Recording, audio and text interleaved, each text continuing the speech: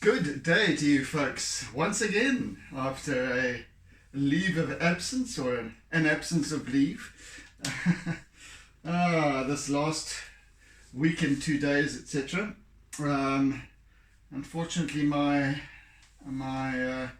MacBook had decided to give up the ghost, so I had to get a new hard drive for that, and so on and so on and so forth. So I only got the machine back yesterday, and so I thought, well, let's take up the reins again, which I am doing. So we were busy last week Monday with this Ballito tidal pool rendering, and I'm just going to carry on where I left off. I virtually haven't touched a thing yet, so just carry on. Okay, first of all, tea.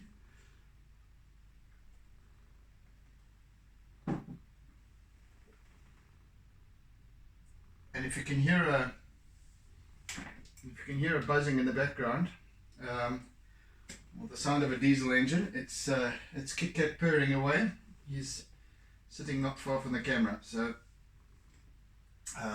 just bear with him.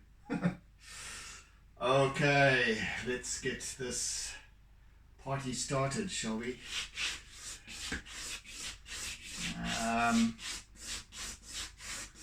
Welcome to any new joinees on the tube, and thank you for subscribing, and thank you for joining me in this journey of mine. So basically, what I had, just to recap, what I had achieved in this last week Mondays, the first session of this series, was to set the composition, get the composition in place in charcoal and Conte, and start to build up the contrast areas, which I have now done. So today I believe we shall start adding a little bit of couleur to this piece.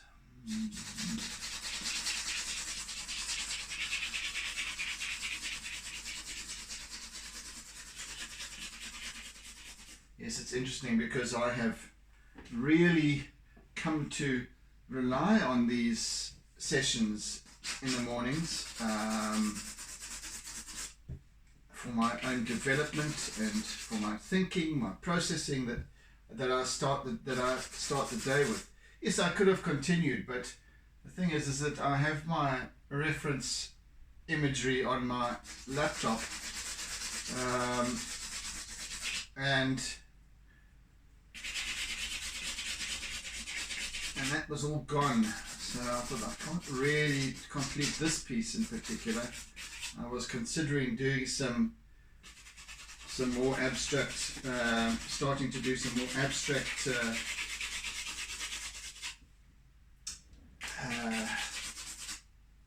intuitive pieces rather, but then I thought, I hate incompletions. I hate starting something and not following through to through to completion. So yeah, we have it. So I have a bit of a I'm a bit what's the word?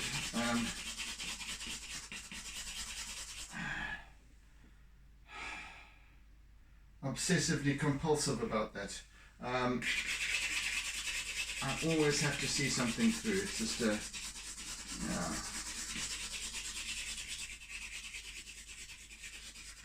I could never have just parked this off because I had started with such good intentions, and it's such a waste of that energy and everything that I had started to invest in this piece, because it is an investment. It's an investment of my energy, of your following as well.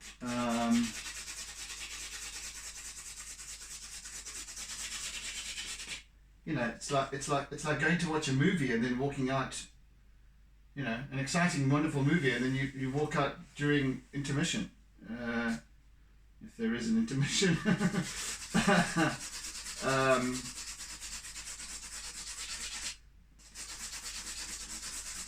Yeah, so that's why I'm back with this piece again. And that's why it's been sitting on the easel all of this past week.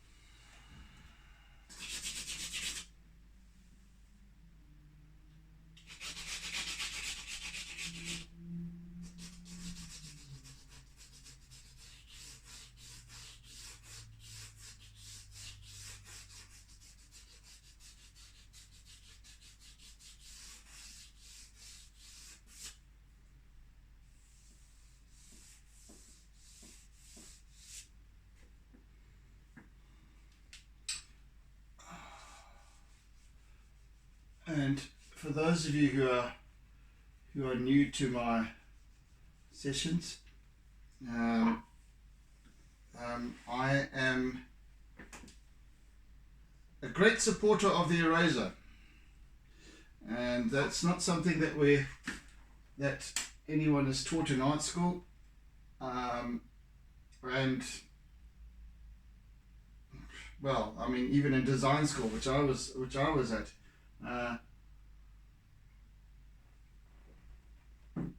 But I'm of the belief that in art anything goes.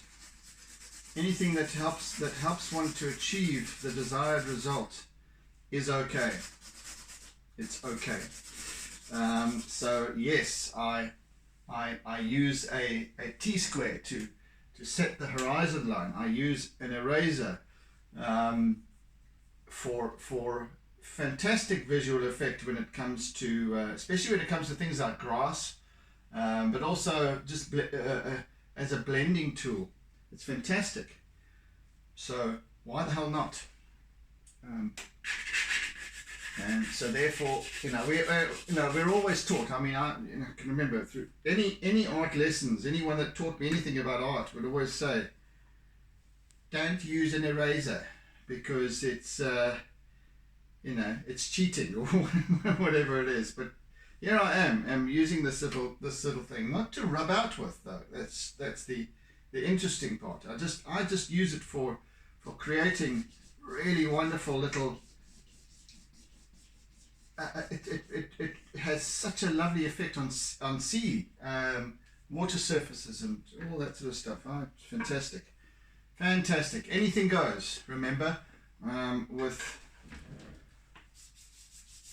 in the world of art, in the world of creativity, you do what needs to be done, irrespectively, and what is calling you.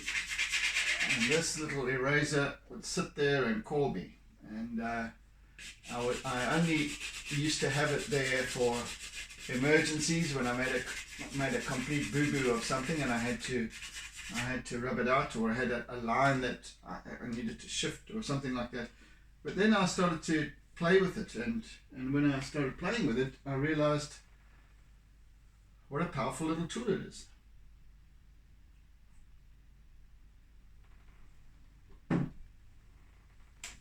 So yes, there it is.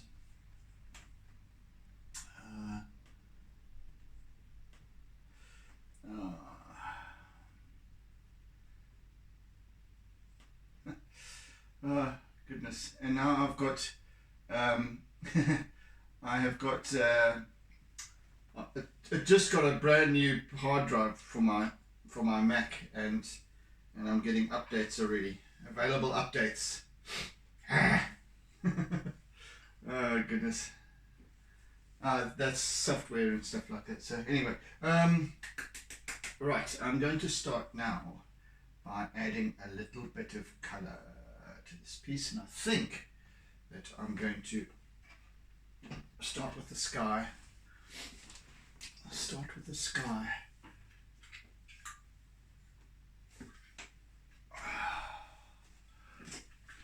And I'm going to have to probably stand up for this, so that means my head will disappear at the top of the frame for you guys for a bit. But, let me just gather myself here. What do I have? Where are these colors?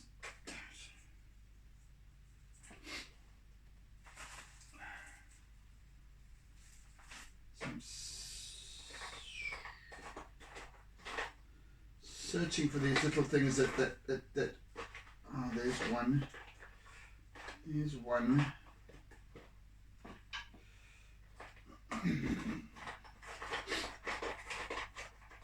There's the one I was looking for. Oh, I need to stock up on more colors fairly soon, I would say.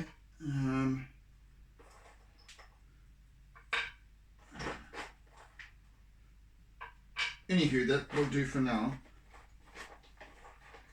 And that one. Okie dokie. Yes, so fairly stark colour and a little bit washed out, but still reminiscent of that African sky. For those in the know.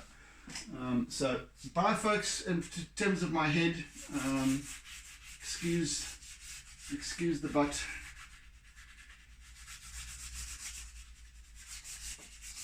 I just want to get some pale blue going here, and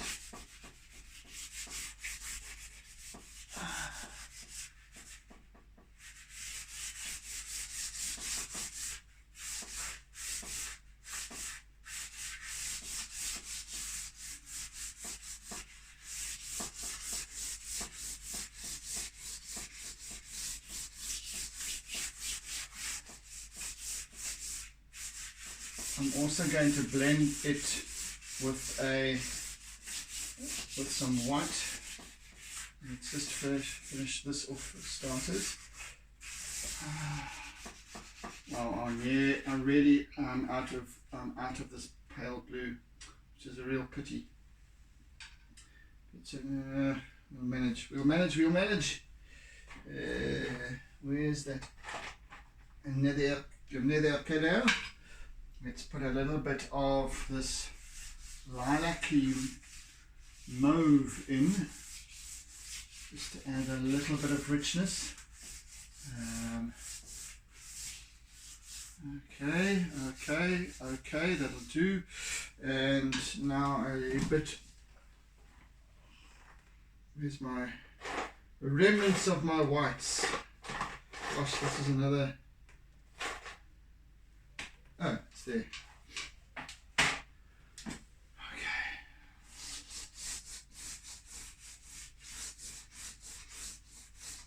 Okay. So the white will almost blend in with the horizon, virtually blend in with the horizon and with the sea beneath that.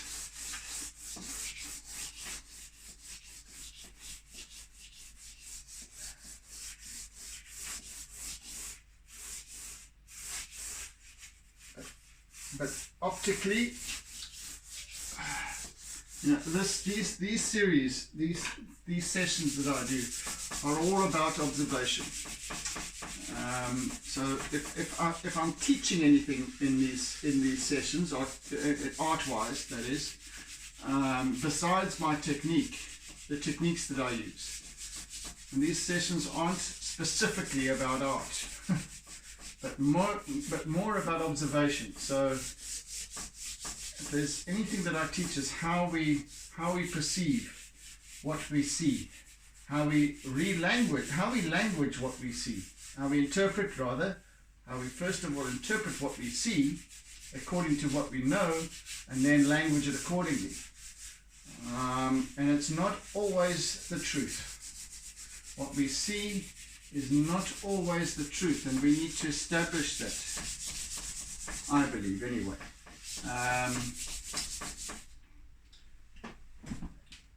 We need to question the truth, and that applies to anything in life, I believe, to be honest with you, because what we see and what we interpret of what we see, I'm just using my little SpongeBob tool here, which is usually used I usually use it for painting in acrylics, but I've also found this, again, it's a lovely tool for creating a nice smooth blend. Yeah, so we've become accustomed over a lifetime to interpreting what we see according to what we know, what we've been told, what we've been led to believe, and that isn't necessarily the truth. So, and I use art as a metaphor for that, really, because and purely for myself, really.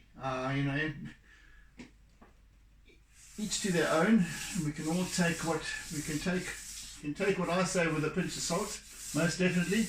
In fact, don't believe a word I say. Question it for yourself.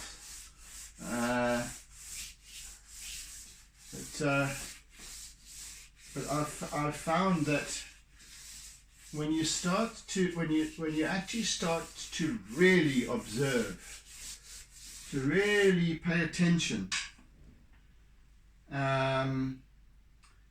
For example, this is why I love working with water, especially the sea, because,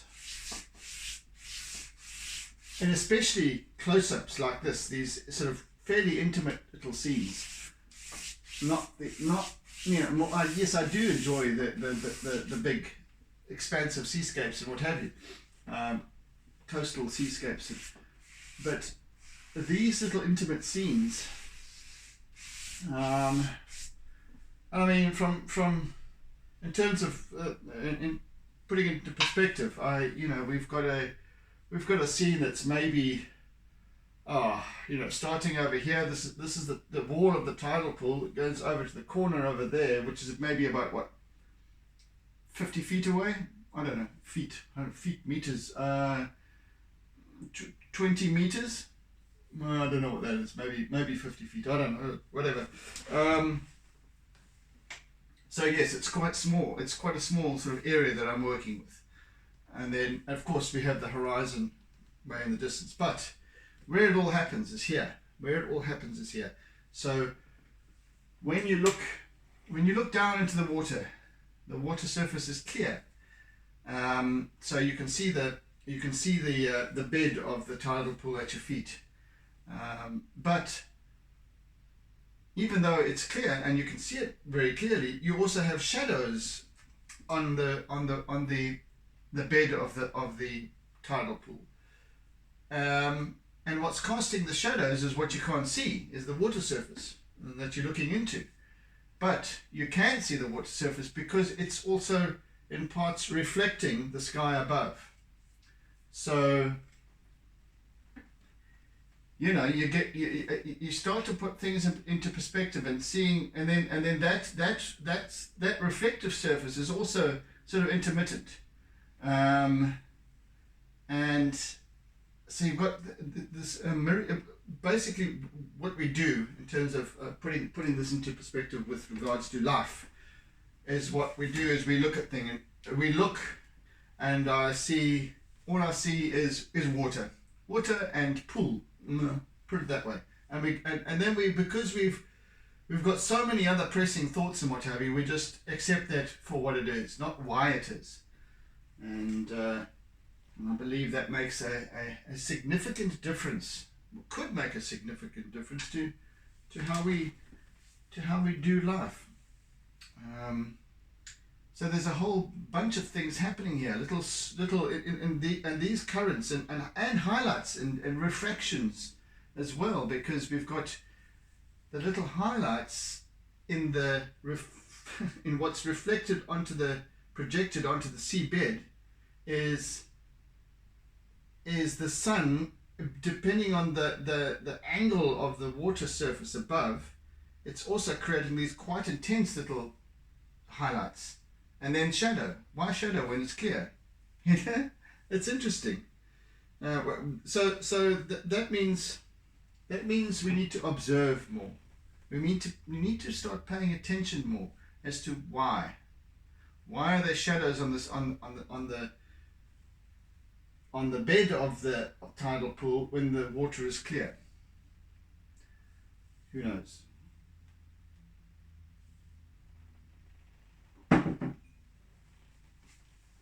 And then we don't just have shadow. We have it's reflective surface above that. So then we've got a bit of color, because the color is reflecting the sky above, and so on and so on and so on. And then when you start paying attention to the smallest of things, new possibilities start to emerge.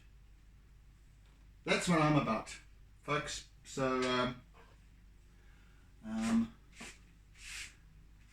all I'm saying is that when I look at things, when I start to work with a piece, I first of all ascertain what reference imagery I'm going to use, and then I start the piece. So in other words, I have a reference image in mind that I want to use, that is that I want to basically recreate. But from the point of establishing my composition, etc., after that, in fact, from this point onwards, the reference image is merely there as a guide. That's all. I'm not copying it. See, I'm not a hyper-realism artist. I don't do realism. I depict something that depending on your interpretation alludes to that. You call it what you will. But I work with the translation. I translate what I see onto paper. I give it energy. I give it intent, so that hopefully it turns out with a semblance of recognizable qualities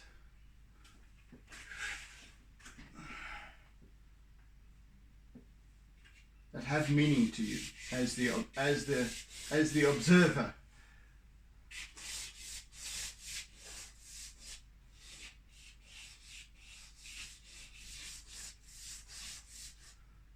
Yeah, it's when we start getting into the complexities of observation, how we observe, how we see things, and how we interpret them, why we interpret them a certain way. Art in any form is a great teacher for us all. Art in any form, and I'm talking about not just the visual arts, but also music, and in fact any form of creative interpretation. Can be cross-stitching, for that matter.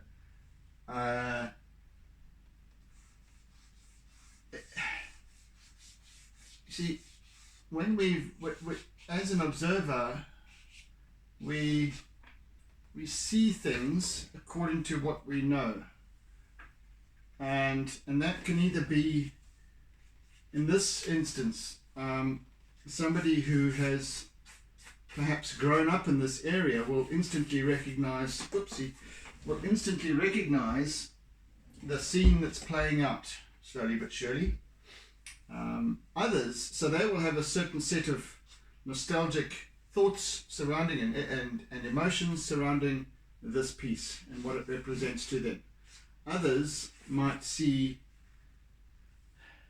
there might be another quality to this piece. Maybe it's the foam that's floating on the surface here, or just an emotive response to the piece in general. Water, the feeling of coolness, or the feeling of the sand under your toes, something along those lines. So every single piece of art, doesn't matter where you are in the world, and you view it, and those pieces, it doesn't apply to, we all have different likes and dislikes, etc. So my art might not be appealing to some and very appealing to others, and it doesn't matter where in the world you are. There's some magnificent pieces out there, that pieces of art out there that I love, and it doesn't matter to me that they're in the States or in Singapore or wherever they might be.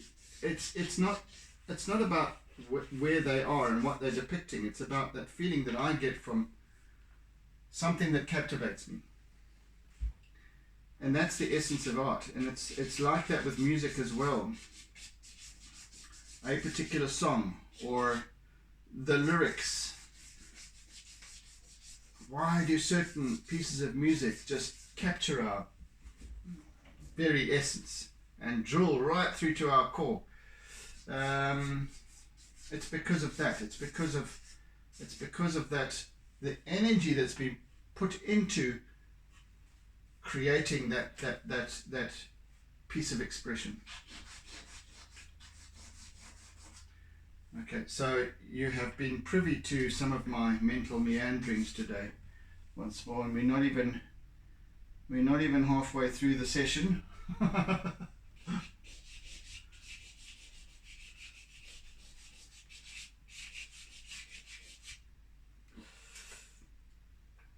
Anywho.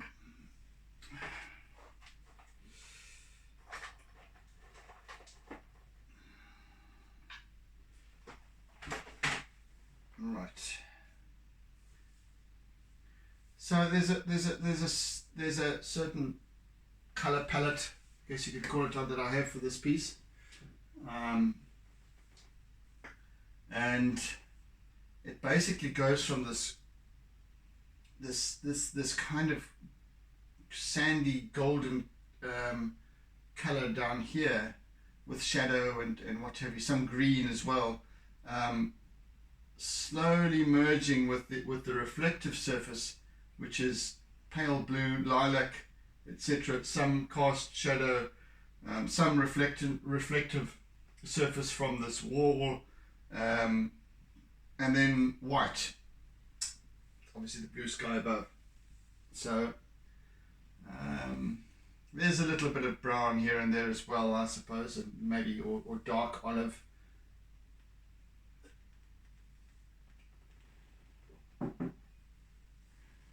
But all of these colors work together.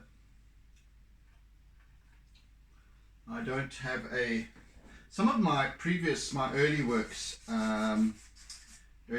in terms of maybe 5 years ago, when I really started working with this medium, more and more. They were basically just black and white. In other words, just using charcoal, as well as white chalk pastel and Conte. No color. Then I would start by adding a little bit of color here and there. It's like, you could call it in printing terms, spot color. And I started doing that, and eventually I started to migrate towards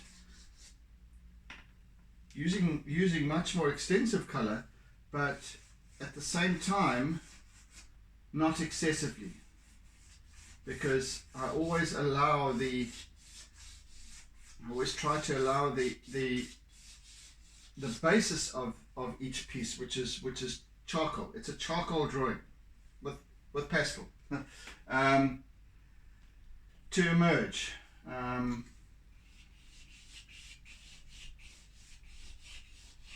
So that's what I've been. That's where I've been leaning towards. I believe in time I shall be progressing further towards the abstract, perhaps. Of course, I'll never, I'll carry on doing these kind of drawings, these kinds of artworks. But I have a yearning for further in-depth interpretation. And perhaps those of you who join me on this journey will see that progression, and hopefully learn from it as much as I am. Because to me, and I've said this before, abstract art, it's very dividing. There's no doubt about it. Some people absolutely love abstract art for what it is. Others don't for what it is. Others hate it. People don't see the point to it.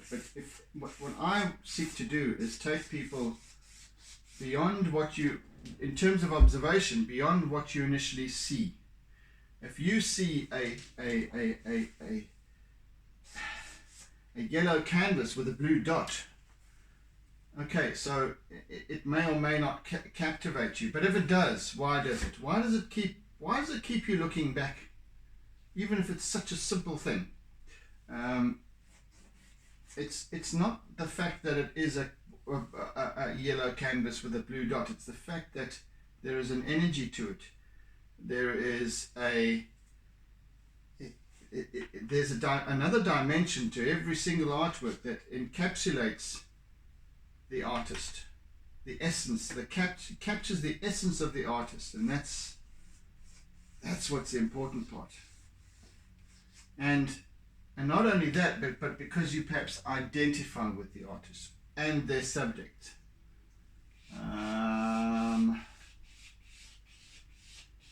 I also have certain abstract pieces will captivate me, others won't. Others will leave me cold, just like any other kind of artwork.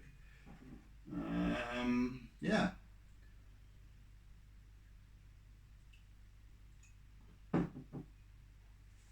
But it's again how we start to interpret. When we start to contemplate, we make fun of these scenes of people staring at an abstract artwork and staring at it and pondering it and looking at it from different angles.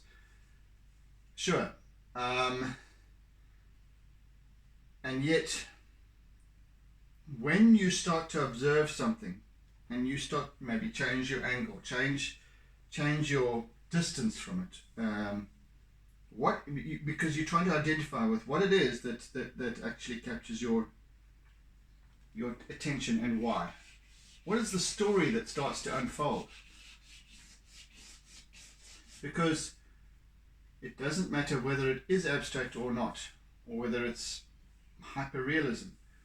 It's the story behind the art that is what's important. Nothing more than that.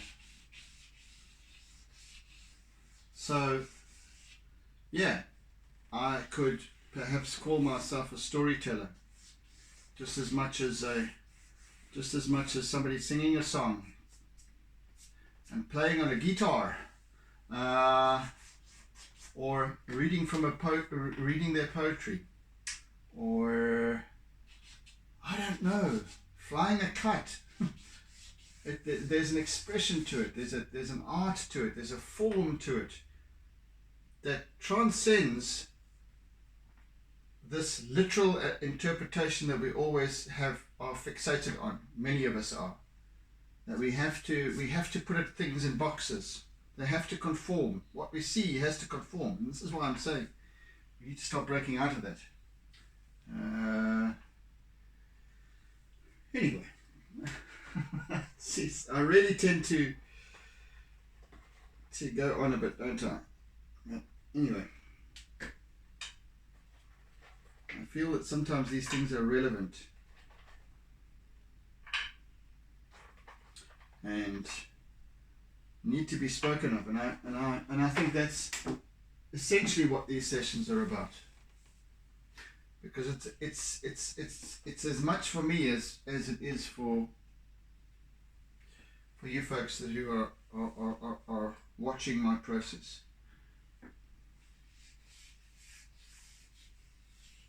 I want to start just adding a little bit of this golden, well, mustard.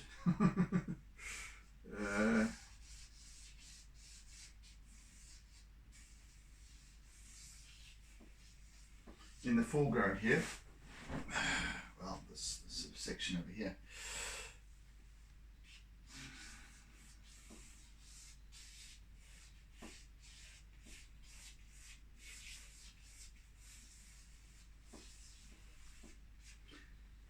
And if there's anything that I can offer in terms of advice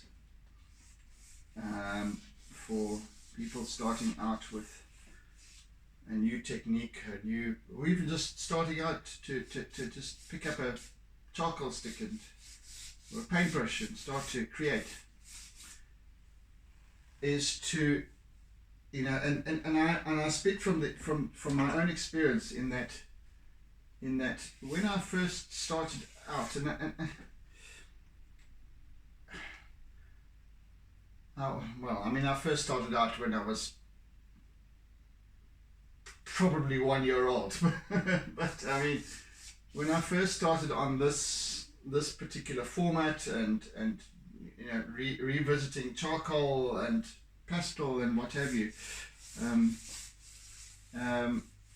I had this, I won't call it an obsession, but I really needed to interpret fairly precisely what I had as reference, in terms of reference imagery. So I was quite sort of restricted, not loose enough, and slowly over the last few years, and in particular since this whole coronavirus thing came along and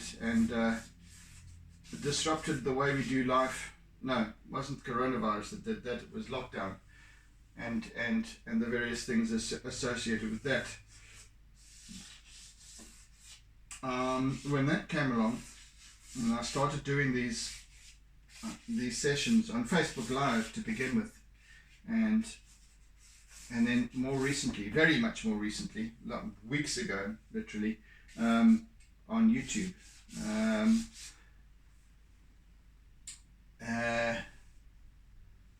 I started to loosen up. So in other words, I would begin. So where I'm at now, I begin an artwork. I create the composition according to, this is how I expect it to be. This is what, I've got the basics there. Once that is in place, I let go. And I allow the artwork to dictate itself and how it unfolds. You'll see. You'll see. I mean, unconsciously, I work all over the piece sometimes. I'm flitting from one part to the other, wherever the calling is.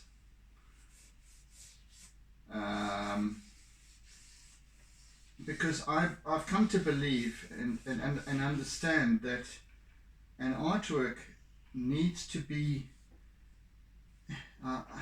there's a dual role here. There's me as the artist, and then there's there's the artwork itself.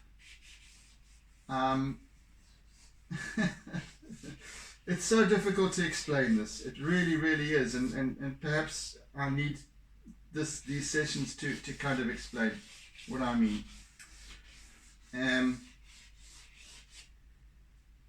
Of the importance of letting go.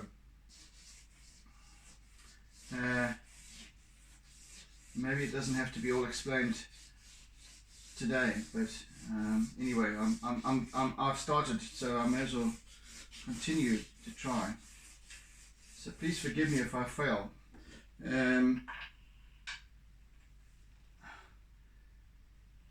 The artist, the artwork is as much responsible for the end result as the artist.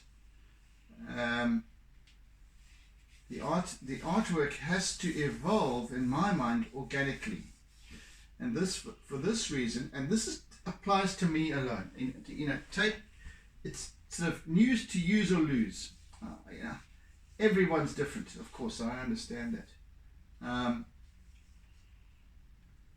What I,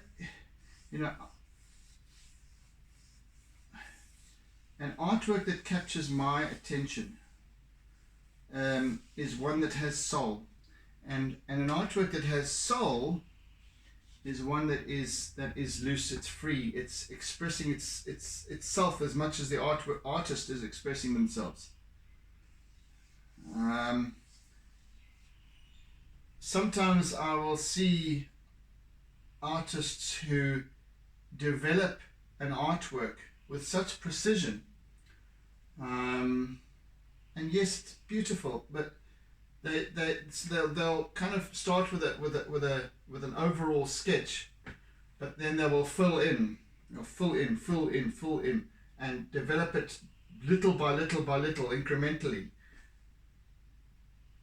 and that's, for me, having too much control.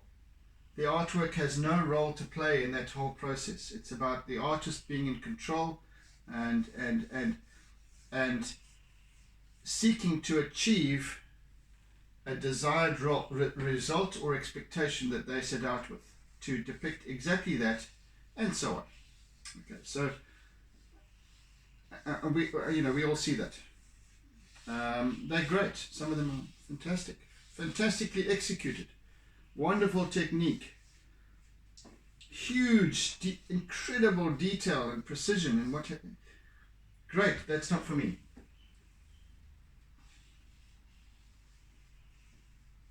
And with a graphic design background and a career in advertising, etc., that spanned 3 decades,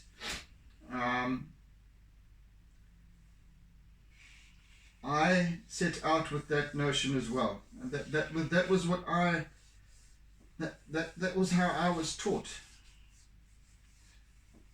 In illustrating, you have a specific result that's required. We were taught techniques that were able to accomplish those results with precision, with accuracy, with there was no soul to those pieces for me. No soul to those artworks. They're just adverts, goodness sake.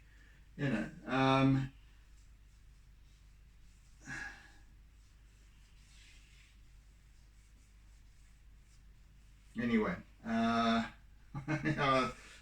kind of rambled on so far that I've even forgotten where I started.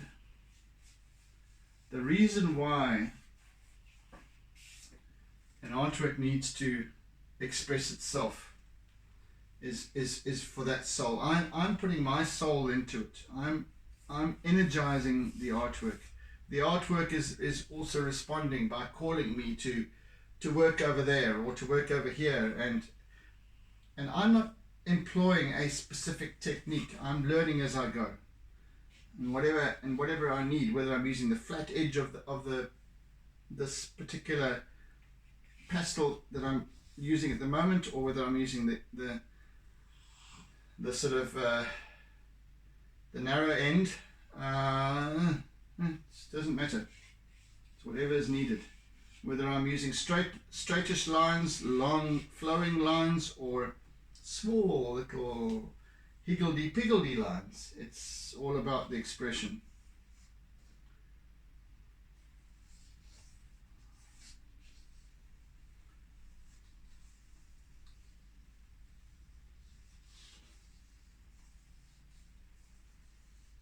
Which becomes apparent when I'm free to talk.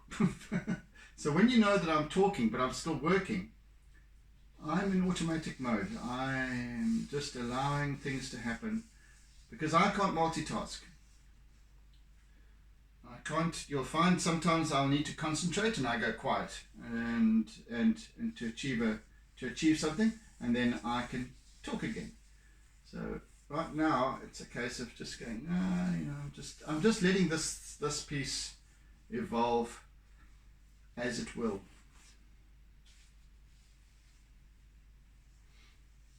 And that, I think, is the difference. I might be wrong. As I said earlier,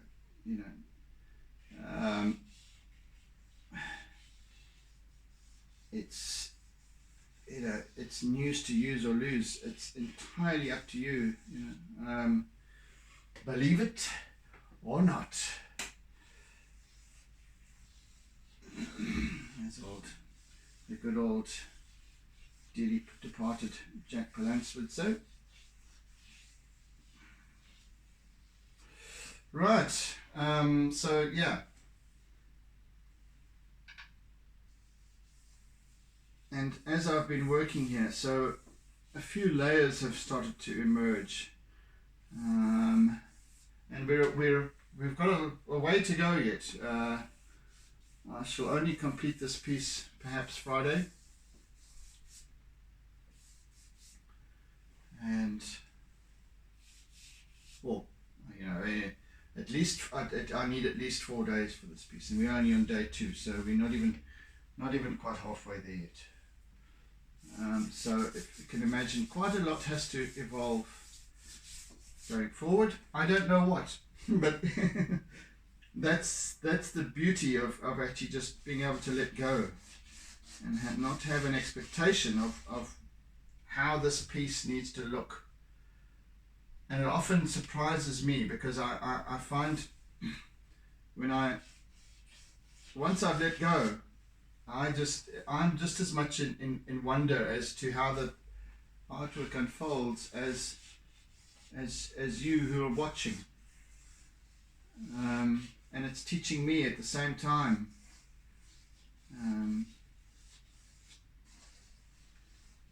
Colors that crop up, why they crop up, when they do.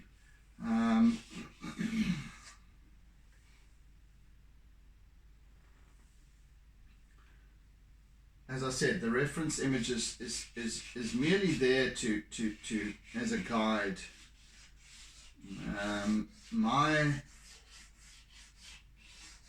My pieces, you will start to recognize a particular style that I have come to develop.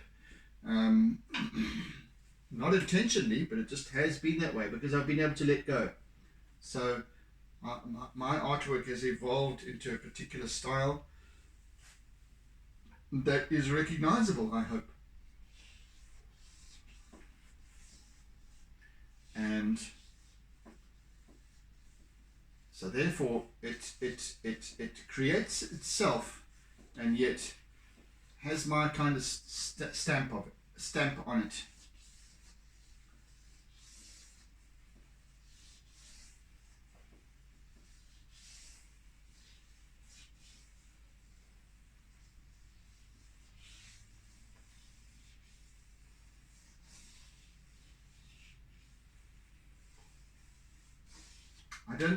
I don't really start out with a number of techniques that I'm going to use to, it just happens. It just creates itself, like I said.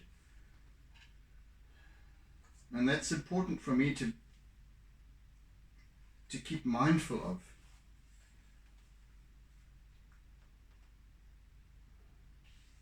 That the artwork, the tools that I'm using, have a role to play. In order to drive a bus, you have to have a bus, don't you? You have to have passengers, otherwise it wouldn't be called a bus. It would be called a lorry, or a, you know. Well, its purpose is as a bus, is for transporting people. Otherwise, it's just somebody driving around in a big red or yellow van with seats in it. So there is a role that the inanimate objects play. We don't, yeah, sure, they might be man-made, they might be, but there's an essence to them. There's an essence to their existence. There is a reason to their existence that lies in energy.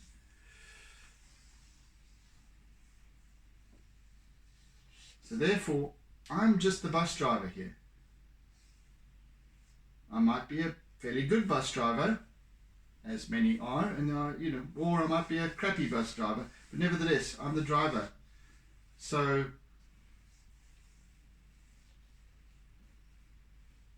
but this is the bus, and it's just these tools that I'm using are as important as I am in this whole process. So yes, these mental meanderings of mine have reason, have purpose, because I am interpreting my role as I speak. I interpret my role. My role as the bus driver, and the same applies to my coaching and all that sort of stuff.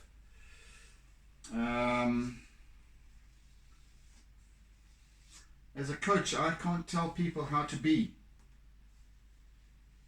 or what to do.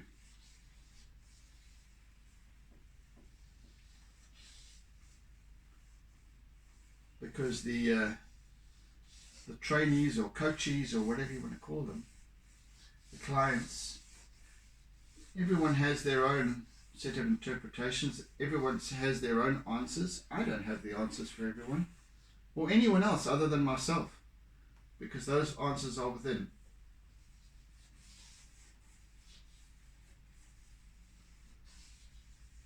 I just help people to unlock those answers.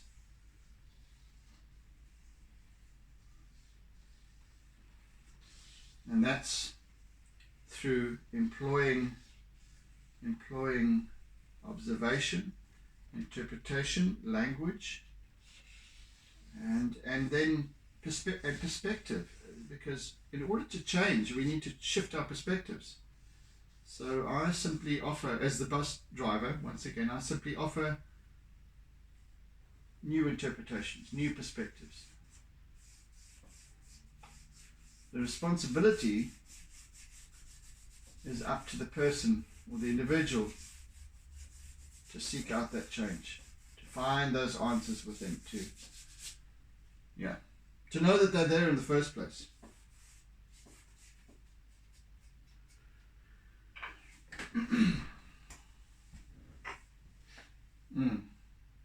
Just a couple of minutes left with today's session, so let's I think I shall work up the top here a little bit.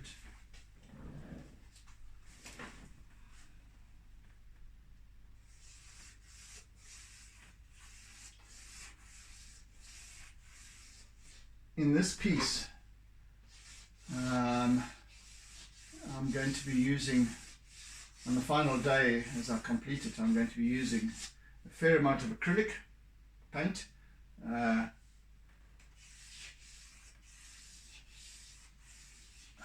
There's a great big wonderful spray over here as an incoming wave connects with the corner of the tidal pool and the rocks on the other side of the wall, and as each wave hits the wall and then trundles down the wall, there's a spray that comes over the edge constantly, every time and again, as the tide comes in, of course. You'll notice that at this point we've got a fairly high tide. It's at least it's incoming. So that we've got this wonderful activity of the waves beyond the wall, and then this almost stillness. Everything calms down a little bit in this whole area. We've got foam floating on the surface over here that's from the previous wave that's still starting to starting to dissipate, and then the next wave comes on and there's more foam, and so on and so forth. So this continuous cycle of activity, and I guess that this piece is almost about this juxtaposition of energies, of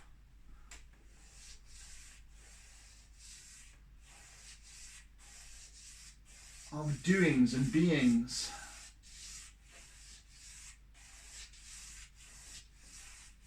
So I'm just depicting that energy, really. That's my objective. I don't have any other intentions for this piece, but to interpret the energy as I interpret it. You, as the observer of this work coming together, have your own set of interpretations, and I'd love for you to share those if you felt the urge, because I love to hear that. I love to hear other people's stories, what other people see. Very often somebody who comments on my work and gives me a perspective that I didn't actually see in the first place, which is wonderful, because it adds a whole new dimension to the work that I'm doing. So I'm even unconsciously providing interpretations and stories to my work that as I say, unconsciously, I don't even realize that I'm doing. And that's the importance of letting go, of allowing an artwork to develop organically.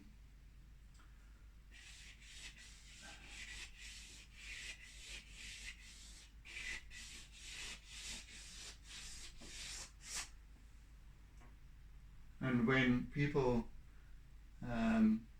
comment that they can hear it, or they can smell it, or they can feel it, in terms of the water, the cool water, whatever, it's wonderful. I love hearing those sort of things, because that's it. That it's about this cauldron of emotions that are stirred up, that I want to ignite here with each and every single piece that I do. I just do find that seascapes are far more, to me, expressive because of the constant activity. Landscapes with clouds and whatever, yes, there's shifting clouds, but it's very, very slow, progressive, and predictable. Whereas this is constantly on the move. It's never the same in the next moment. That's what I love about. There's all these different surfaces and reflections and refractions and all that going on. Anyway, chatting away. I'm done for today, people. So yes, I've almost exhausted myself with my mental meanderings today. Crazy. Anyway, thank you for enduring. Thank you for joining me. Thank you for sharing our work as well. I do appreciate it. Thank you for engaging with me, commenting and whatever, questioning. Please ask questions if you want to, about anything, whether it's technique, the gibberish that I'm talking, or anything else for that matter. Please feel free to do so. I always welcome that. So yes, until tomorrow, or until my next session. Have a fantastic day further, and see you again soon. So take it easy, people. Oodles and oodles and oodles of toodles. Bye, folks. See you again soon. And don't forget to doodle.